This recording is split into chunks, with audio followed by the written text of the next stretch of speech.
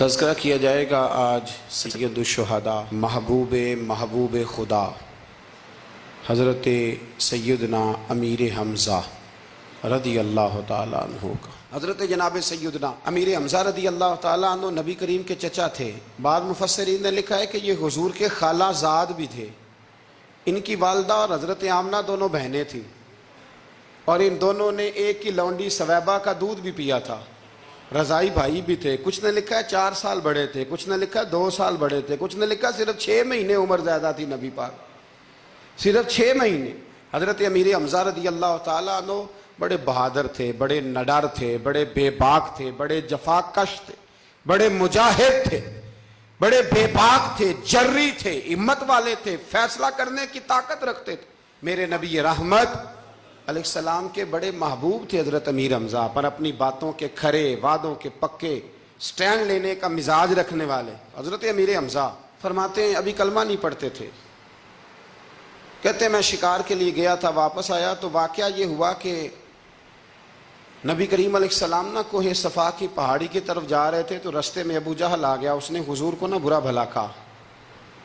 میرے نبی کریم علیہ السلام نے نا آج اس کے جواب میں خاموشی اختیار کی۔ خاموشی بہت بڑا طوفان ہوتی ہے، چپ رہنا بہت بڑا طوفان ہوتا ہے۔ حضور خاموش ہو گئے، مکمل کوئی بات نہیں۔ حضور دیر تک خاموش رہے۔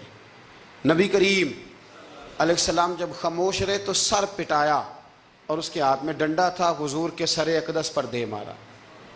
حضور کچھ نہیں بولے، خاموش رہے، سر پہ ہاتھ رکھا، گھر تشریف لے کے وہ لونڈی دیکھ رہی تھی۔ نبی کریم علیہ السلام تشریف لائے حضرت ختیجہ کے گھر۔ اتنی دیر میں حضرت امیر حمزہ آئے تو اس لونڈی نے نا جناب امیر حمزہ کو مخاطب کیا، چونکہ اس نے حضور کو بھی دودھ پلایا تھا اور جناب امیر حمزہ کو بھی برابر کی محبت تھی، رضائی والدہ تھی۔ حضرت امیر حمزہ کو دیکھ کے کہنے لگی امیر حمزہ کہاں سے آ رہے ہو؟ کہا شکار کھیل کے آ رہا ہوں۔ فرمایا کیا فائدہ تیری بہادری کا، کیا مطلب ہے تیرے اس سارے کارنامے کا، کہا ہوا کیا؟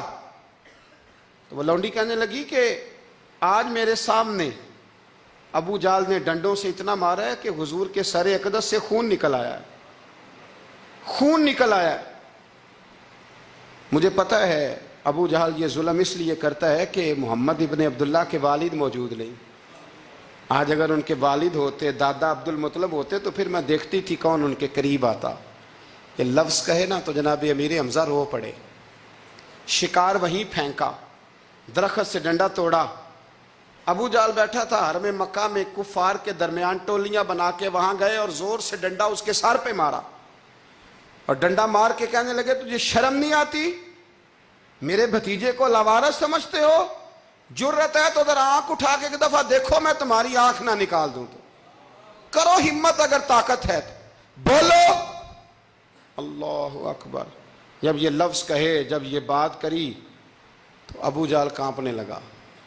کچھ لوگوں نے چاہا حضرت امیر حمزہ کے معاملے میں مداخلت کرنی، پر کہنے لگا چپ کر جو، تمہیں پتہ نہیں یہ شیر بڑا ہے، یہ دلیر ہے، یہ طاقتور ہے، خبردار کوئی بات نہ کرنا۔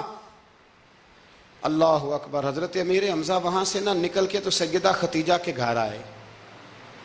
سیدہ ختیجہ الکبریٰ رضی اللہ تعالیٰ عنہ نا نبی کریم کو مرہم پٹی کر رہی تھی۔ حضور نے چچا کا چہرہ دیکھا تو آنکھوں میں آنسو آ گئے۔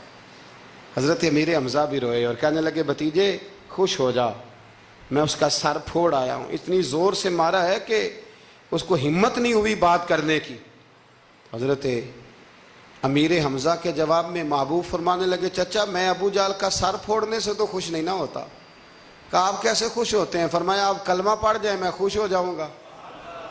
تو حضرت امیر حمزہ کہنے لگے کلمہ پڑھنے سے راضی ہو جاؤ گے، خوش ہو جاؤ گے، بس اتنی سی بات؟ فرمایا ہاں۔ تو کہا پڑھاؤ کلمہ، پڑھاؤ کلمہ۔ حضرت محبوب کریم نے کلمہ پڑھایا اور جناب امیر حمزہ اسی وقت مسلمان ہو گئے۔ بس پھر اللہ نے اسلام کو قوتیں دے دی۔